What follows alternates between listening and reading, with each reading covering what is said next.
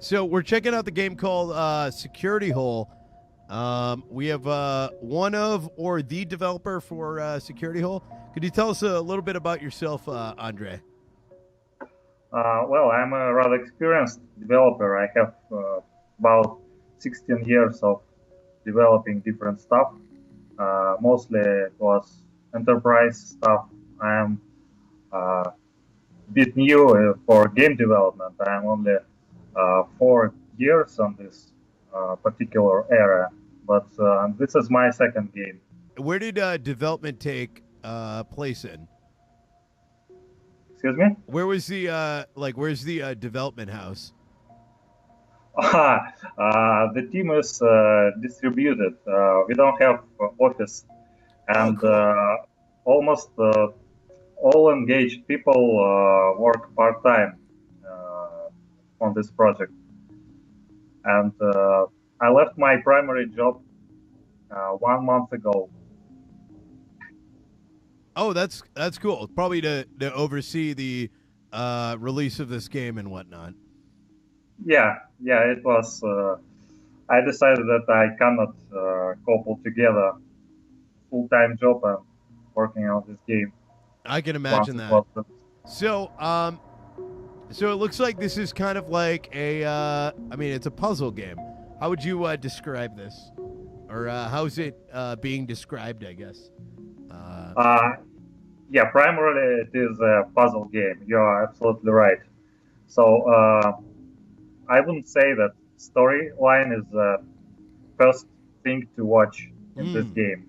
If you are a fan of Hacknet or Uplink, uh huh. you probably will like the game, but not because of the hacking style or stuff like this. Mm-hmm. Just because it involves hacking and raises a few questions around hacking and allows you to look at hacking process at a different angle. Uh, Mm. it's not usual to visualize hacking process so straight like it is in security hole. Uh, Here we have viruses and a holes, security holes, and you Mm. just breach viruses through security holes. Hacking is just a setting, and the storyline gives you a motivation to go through the whole set of levels. Oh, I see. And so, in terms of like the concept, well, what kind of came first? Like, what motivated you to kind of approach the game in this way and like kind of create this game mechanic? Did the game mechanic come first, or I guess like what inspired you? Uh, what inspired you to create this Okay, game I got it. to I got this the final question. project? Mm-hmm. Uh, what do you want to hear? Truth or what everyone expect to hear? How about both? How about what would they expect, and then what actually Okay. transpired? From what I learned when showcased this game during 1.5 years around different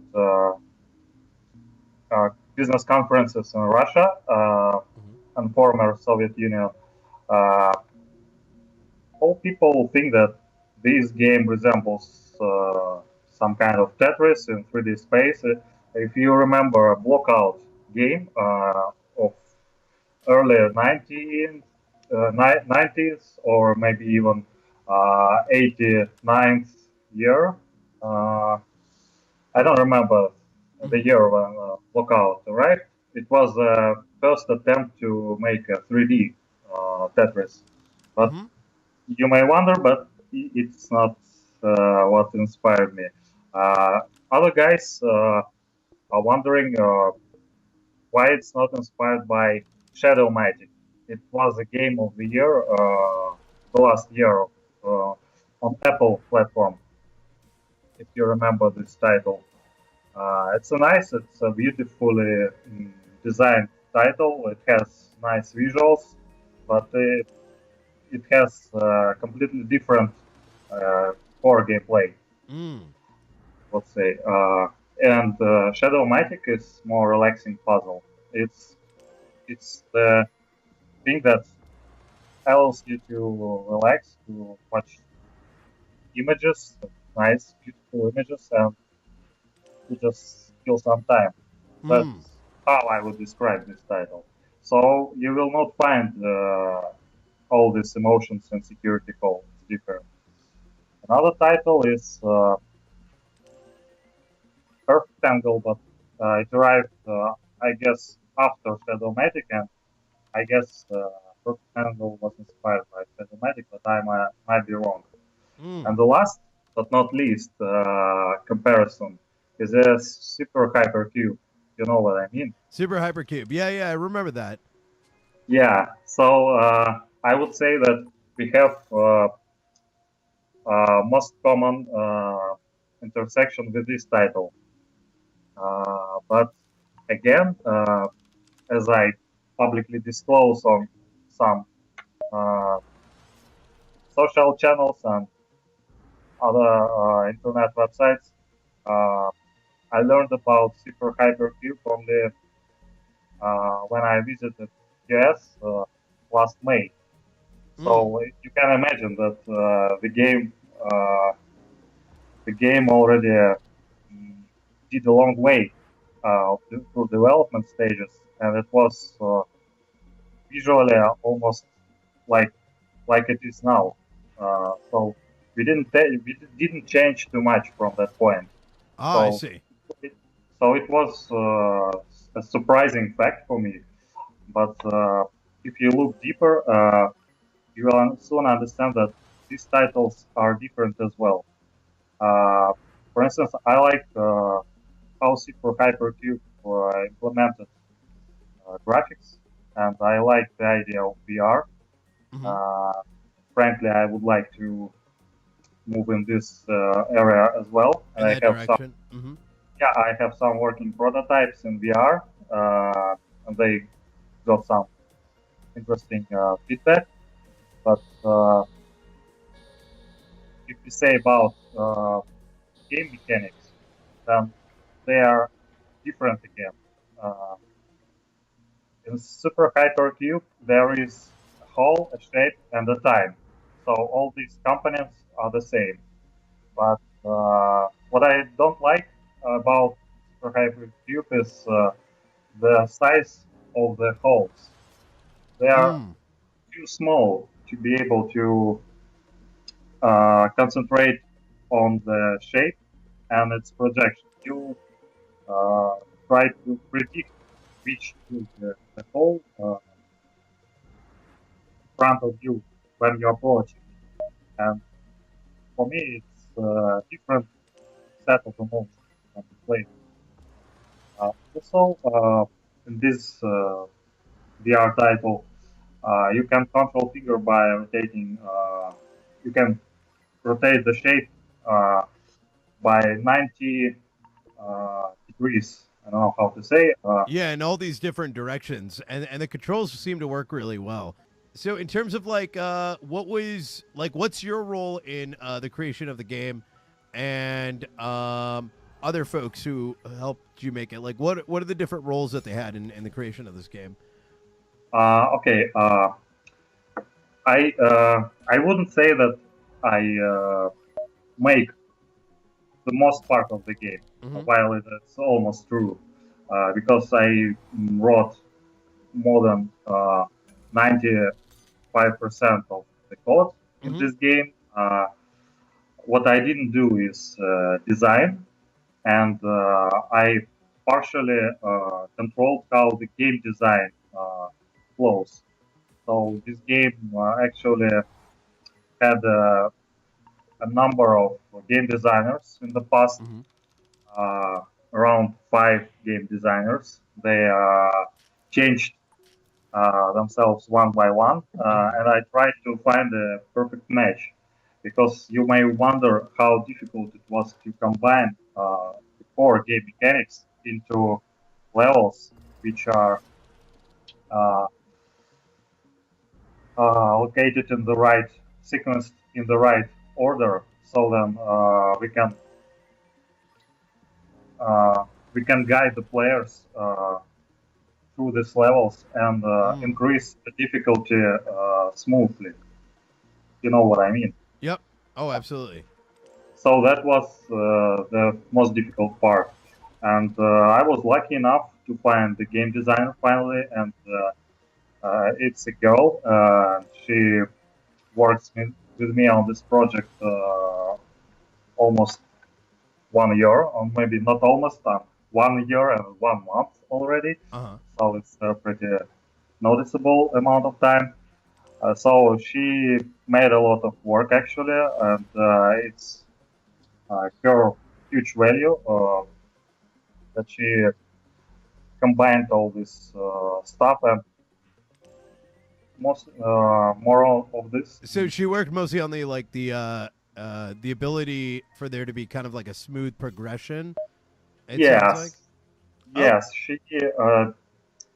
she mm, she found the right difficulty. She found the right parameters Mm. for each level, and there are totally a whopping 213 levels. And Mm. if you wanna pass this game to the end, you will have to pass to complete at least 166 levels. It's more than 10 hours Of of puzzles. hard gameplay. Yeah, it's Ah. difficult. Not everybody can reach the end, I would say. Oh wow. Yeah. You may want, but okay. It looks like I've started to actually hit what looks like kind of a boss level or whatnot. Yeah, that's right. That's right. It's a first boss. As you can see, things got more complicated here, Mm. Oh, and definitely. And all the things are completely random. They don't. The previous one they got the same shape kind of morphs, and now it looks like it's a completely different shape each time. sure, yeah, and the more building blocks we have in each shape, the bigger the variety of shapes on these levels. So we can think of each level not like not about a level, but like it is a difficulty level. So we can consider each level like a specific set of parameters which comply the difficulty level of Ah. spatial reasoning task. So it's not only 200 puzzles; it's 200 difficulty levels. Right, right. Because each one's got its own set of parameters that creates the level itself. What about the storyline? What kind of drew the inspiration there?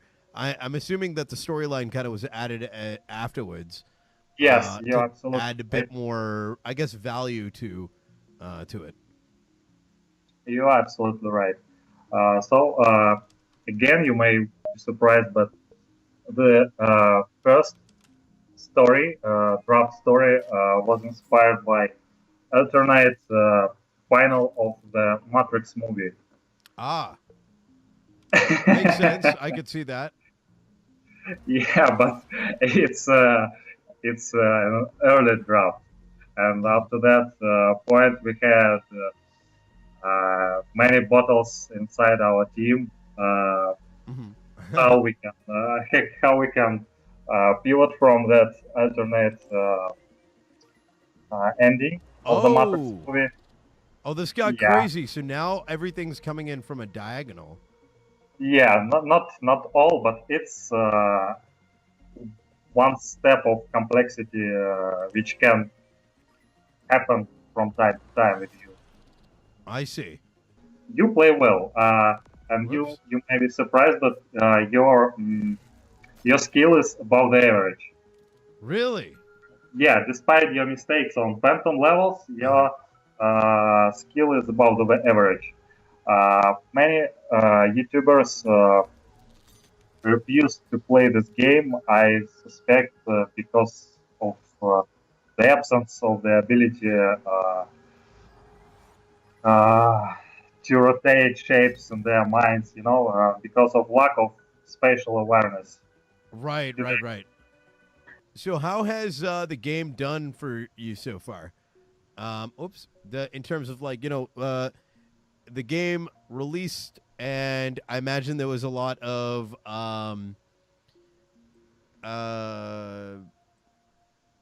butterflies in your stomach, maybe, the day that it comes out and whatnot.